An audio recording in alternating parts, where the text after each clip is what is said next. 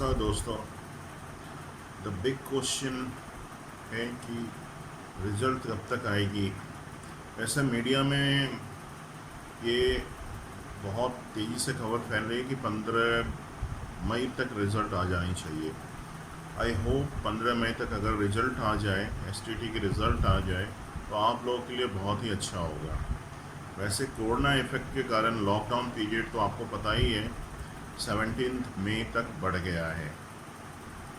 अगर 15 मई तक रिज़ल्ट आ जाता है तो सर्टिफिकेट आपको मिलते मिलते पूरा मई तो लग ही जाएगा और आई थिंक जून में फिर आपका रिक्रूटमेंट स्टार्ट हो जाएगा। तो बहुत बड़ा सवाल ये उठ रहा है कि आप लोगों की रिक्रूटमेंट होगी किस तरह से। बहुत जगह तो ये भी सवाल उठ रहा है ये कट ऑफ बेसिस पे होगी या फिर एकेडमिक बेसिस पे होगी। फर्स्ट ऑफ ऑल आप लोगों को पता ही है, अगर आप एसटीईटी क्लियर करोगे, एसटीईटी आपको पता ही है सीनियर सेकेंडरी एलिजिबिलिटी टेस्ट या सेकेंडरी एलिजिबिलिटी टेस्ट, तो आप इसे क्लियर करोगे तो इस बार जो है कट ऑफ जो है पास करने के जो क्वालिफाइंग मार्क्स है वो कम कर दिया गया है। पहले 60% रहता था, इस बार 50% जनरल और ईडब्ल्यूएस के लिए है और 45% जो कैटेगरी वाले हैं या वुमेन कैंडिडेट हैं उनके लिए है। यानी कि आपको 150 में 75 मार्क्स लाना होगा क्वालिफाई करने के लिए और 68 मार्क्स जो कैटेगरी वाले हैं उनको क्वालिफाई करने के लिए लाना होगा। आप क्वालिफाई कर जाओगे तो BSEB आपको एक सर्टिफिकेट प्रोवाइड करेगी जिसमें ये लिखा होगा आपने इस सब्जेक्ट में, अगर आपने कंप्यूटर साइंस में किया है तो इसमें इतने आपके मार्क्स आए, वो मार्क्स आपको डिजिट में लिखा रहेगा, आपकी कितनी परसेंटेज है वो भी लिखा रहेगा और आपने इस सब्जेक्ट में ये एसटीईटी उत्तीर्ण किया या पास किया और ये सर्टिफिकेट 7 ईयर्स के लिए वैलिड रहेंगी। यानी 7 ईयर अगर बिहार में कोई भी टीचर्स की रिक्रूटमेंट निकलती है, अगर वो आपके सब्जेक्ट से रिलेटेड है तो आप उसमें अप्लाई कर सकते हो।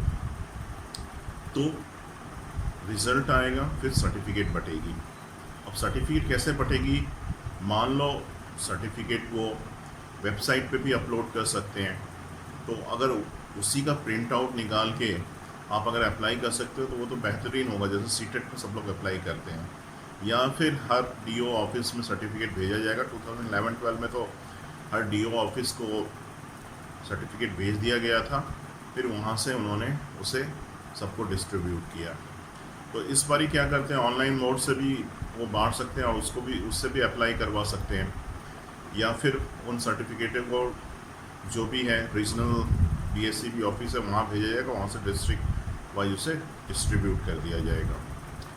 सर्टिफिकेट मिलने के बाद सबसे बड़ा सवाल आता है कि रिक्रूटमेंट किस तरह से होगी, क्योंकि इस बार नोटिफिकेशन में है कि जितने स्टूडेंट्स ने एग्ज़ाम दिया है उसको क्यूमुलेटिव वे में एक कट ऑफ निकाला जाएगा और उस कट ऑफ के अंदर जो भी कैंडिडेट होंगे उनको काउंसलिंग में बुलाया जाएगा आई थिंक।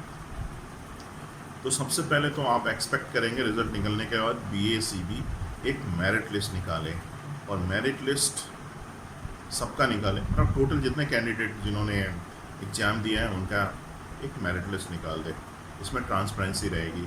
उसके बाद वो कट ऑफ निकाले, कट ऑफ जो भी निकाले, मान लो उन्होंने कट ऑफ निकाला, जितने भी कैंडिडेट जनरल EWS में 70% से अबव जिन्होंने भी मार्क्स लाया है वो काउंसलिंग के लिए आ जाएं।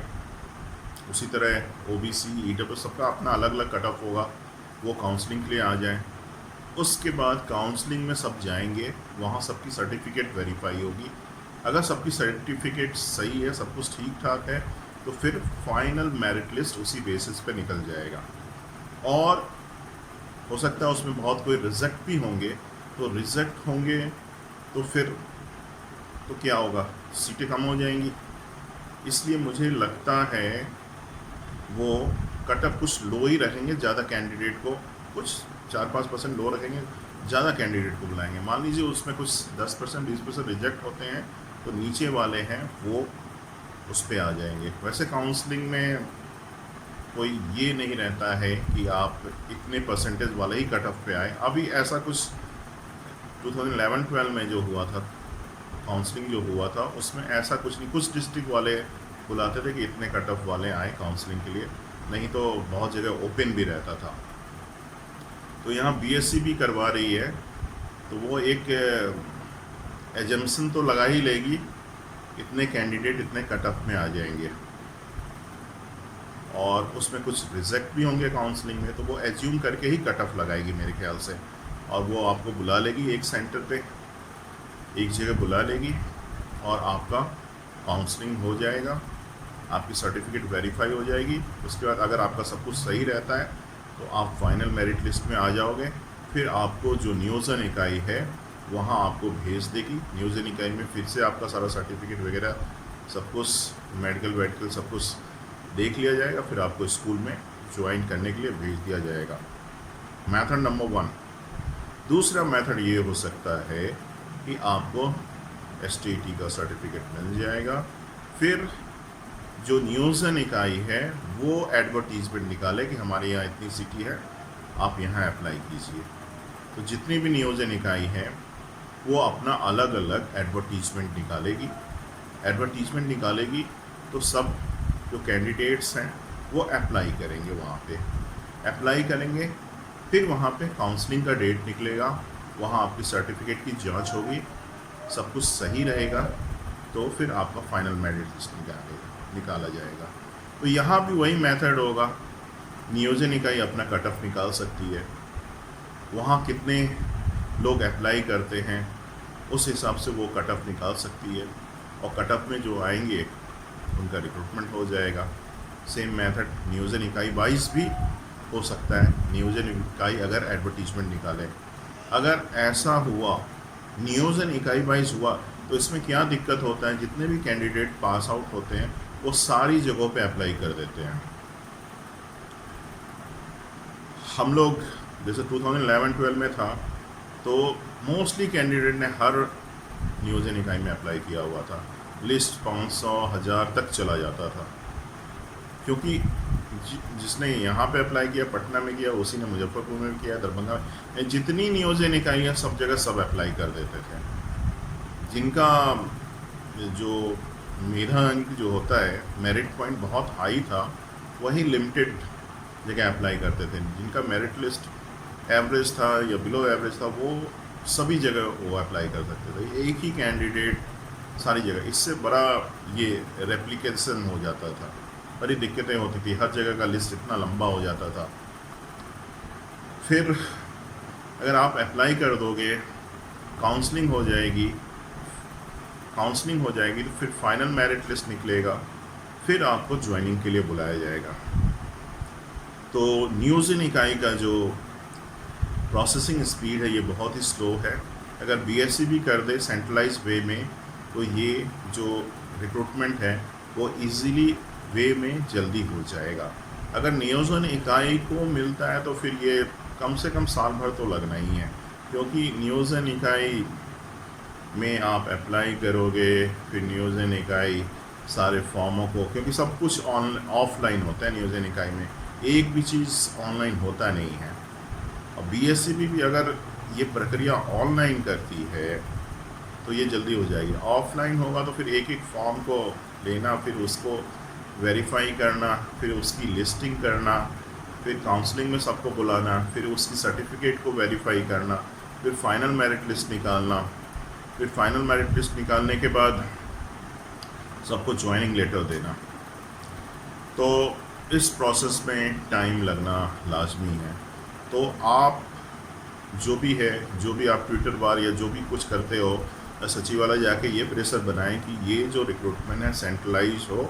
सेंट्रलाइज होने से ये फ़ायदा होगा कि आपको एक क्लिक में ही सारा काम हो जाएगा और नौकरी हो जाएगी। बस आपको काउंसलिंग में आपको अपने सर्टिफिकेट को वेरीफाई करवा देना है, आपका सर्टिफिकेट वेरीफाई हो जाएगा, फिर आपको दिक्कत नहीं होगी फाइनल मेरिट लिस्ट। फिर आप अपने जो भी आपको स्कूल अलॉट किया जाएगा या जो भी आपको नियोजन इकाई वहाँ, और फिर स्कूल में जाके आप ज्वाइन कर लोगे, वो आसान प्रक्रिया हो जाएगा। और इसे ऑनलाइन कर दिया जाए तो और भी अच्छा है। आप ऑनलाइन अपना सर्टिफिकेट स्कैन करके उसमें डाल दोगे, काउंसलिंग की डेट वहाँ पे जाओगे, काउंसलिंग में अपना सर्टिफिकेट वेरीफाई करवा लोगे, उसके बाद सब कुछ ठीक है, मेडिकल वेडिकल बाद में हो जाएगा, फिर इसको ज्वाइन कर लोगे। और नियोजन इकाई में अगर होगा तो फिर आप इसको, बहुत जल्दी करती है तो 3 महीने, लेट करती है तो 6 महीने 9 महीने, क्योंकि नियोजन इकाई वाले क्या करते हैं, वो काउंसलिंग डेट 3-4 बारी कैंसिल करते ही हैं। मान लो 1 जुलाई का डेट है तो 1 जुलाई को, मान लो बिहार में जितने भी ज़िले हैं उन्होंने डेट निकाला, तो हमारे वक्त में तो 2 ज़िले ने ही काउंसलिंग करवाया था, जिला परिषद का 2-3 ज़िलों ने। तो नियोजन इकाई वाले का जो ढंग होता है, जिला परिषद वाले तो कुछ करवा भी लेते हैं, नगर निगम वाले तो और ढीले रहते हैं, तो उसमें बहुत ज़्यादा टाइम लग जाता है। तो आप ऐसा प्रेशर बनाइए जाके सरकार पे कि सेंट्रलाइज बहाली हो, बस BSEB कट ऑफ निकाले। पर BSEB has been not recruited for, the question arise, BSEB has been appointed for taking examination only। तो BSEB का ये काम नहीं है कि वो रिक्रूटमेंट करवाए, BSEB का काम है एग्ज़ाम ले लेना और सर्टिफिकेट आपको प्रोवाइड कर देना। रिक्रूटमेंट करना नियोजन इकाई का काम है ना। तो अब देखना है ये प्रोसेस कैसे होता है, जो भी होगा अच्छा ही होगा।